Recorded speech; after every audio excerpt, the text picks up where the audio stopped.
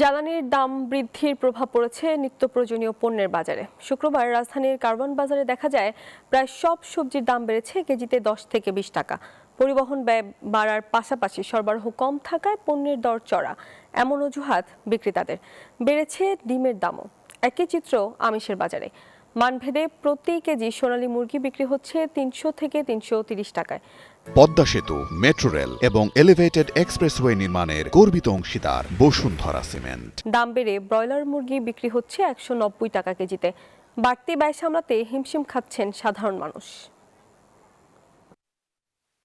অনেক কষ্ট হয়ে যাচ্ছে আমাদের মধ্যবিত্ত ফ্যামিলিতে বাজার করতে। আমি আসছি হলো মুরগি মাছ কেনার জন্য। যখন যে সবজিটা আগে 1 কেজি কিনতাম, এখন আমাদেরকে বাধ্য হয়ে সেটাকে হয়তো হাফ কেজিতে কিনতে হচ্ছে। আয় তো বাড়তেছে না, এখন খরচটা তো অ্যাডজাস্ট করতে হবে। প্রতিনিয়তই দেখা যাচ্ছে যে কোনো না কোনো দ্রব্যের দাম বেড়ে যাচ্ছে, কিন্তু আমাদের আয়টা তো সীমিত। বাজার মনিটরিং সহ সব কিছুরই উদ্যোগ নিতে হবে দাম কমানোর জন্য, আর সিন্ডিকেটটা যাতে না করে, সিন্ডিকেটটা ভাঙতে হবে। গেছে সপ্তাহ ছিল 170 টাকা কেজি, এই সপ্তাহে একটু দাম বেড়ে গেছে। আর সোনালির দাম গেছে সপ্তাহ ছিল 350 টাকা কেজি, এই সপ্তাহে 300 টাকা কেজি।